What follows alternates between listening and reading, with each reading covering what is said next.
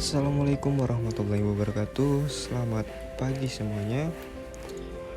Baik, pada kesempatan kali ini saya akan menjelaskan mengenai biografi tokoh pahlawan Indonesia.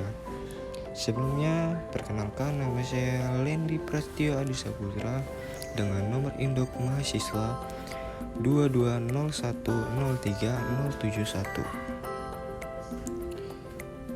Baik, untuk pembahasan pertama yaitu biografi Ki Hajar Dewantara.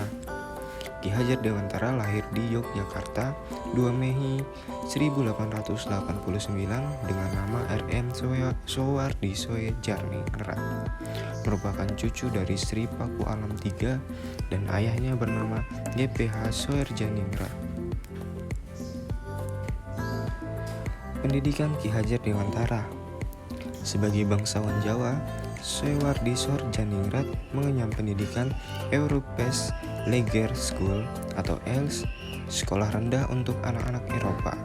Kemudian ia mendapatkan kesempatan untuk masuk School tot Opleiding voor Instellings Artsen atau Stovia atau yang sering disebut Sekolah Dokter Jawa.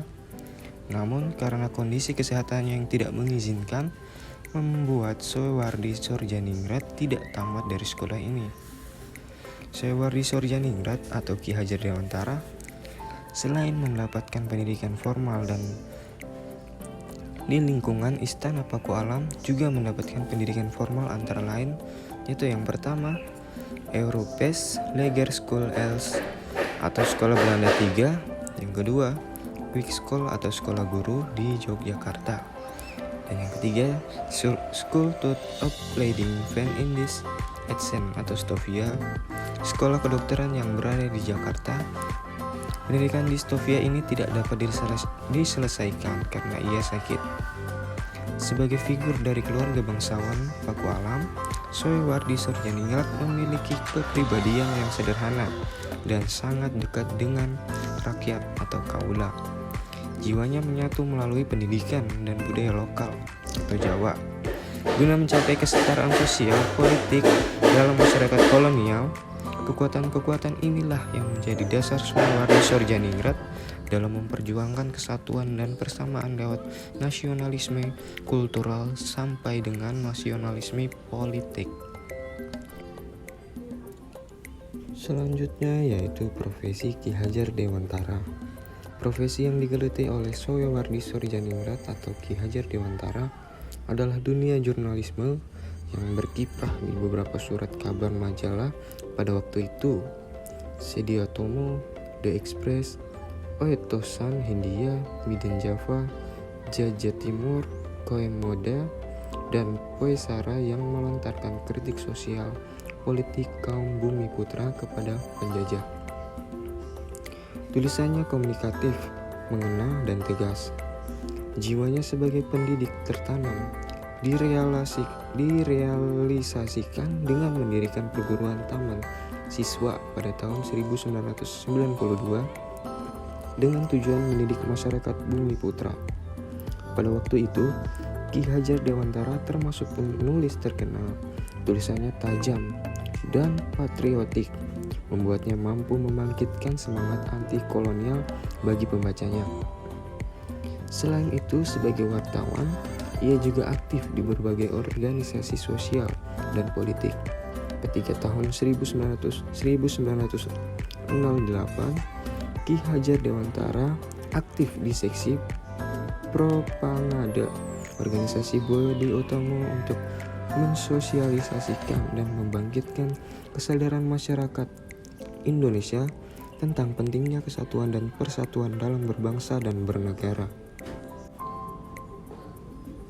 Mendirikan perguruan nasional Taman Siswa. Setelah kembali dari pengasingan bersama dengan teman-temannya, Ki Hajar Dewantara mendirikan sebuah perguruan yang bercorak nasional Onderwijs Instituut Taman Siswa atau Perguruan Nasional Taman Siswa pada Juli 1922. Lembaga pendidikan yang memberikan kesempatan bagi para pribumi kelas bahwa untuk bisa memperoleh hak pendidikan seperti halnya para priai maupun orang-orang Belanda. Perguruan ini mengubah metode pengajaran kolonial, yaitu dari sistem pendidikan, perintah dan sanksi. Pendidikan Pamong yang sangat menekankan pendidikan mengenai pentingnya rasa kebangsaan kepada peserta didik agar mereka mencintai bangsa dan tanah air, berjuang untuk memperoleh kemerdekaan. Dalam membangun taman siswa, banyak rintangan yang dihadapi Ki Hajar Dewantara. Pemerintah kolonial Belanda berusaha membatasi dengan mengeluarkan ordinasi sekolah liar pada 1 Oktober 1932.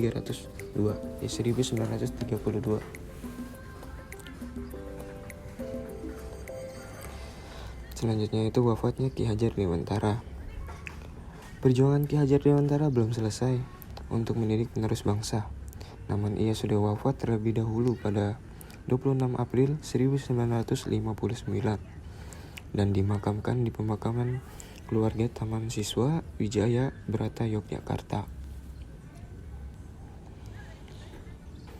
Selanjutnya kelahirannya diperingati sebagai Hari Pendidikan Nasional. Tanggal kelahirannya sekarang diperingati di Indonesia sebagai Hari Pendidikan Nasional.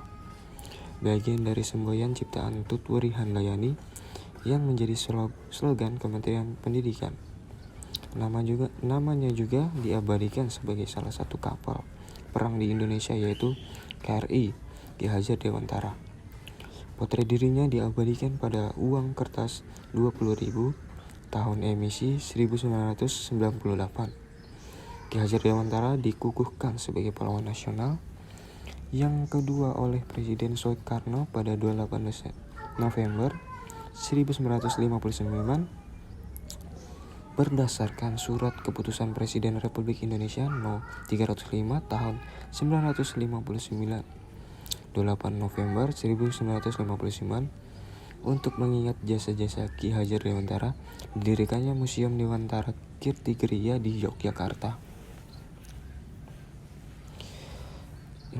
Yang selanjutnya yaitu konsep trilogi Ki Hajar Dewantara. Dalam Kamus Besar Bahasa Indonesia KBBI, trilogi berarti 3 hal yang saling bertaut atau bergantung. Konsep trilogi Ki Hajar Dewantara yang digunakan sebagai pijakan yaitu ing rasa sung tulada ing matia mangankarsa Tutwuri Handayani. Baik yang terakhir yaitu kesimpulan, Ki Hajar Dewantara adalah pergerakan kemerdekaan Indonesia, kolumnis, politisi, dan pelopor pendidik bagi kaum pribumi Indonesia dari zaman penjajahan Belanda. Ia adalah pendiri perguruan Taman Siswa. Sekian, terima kasih.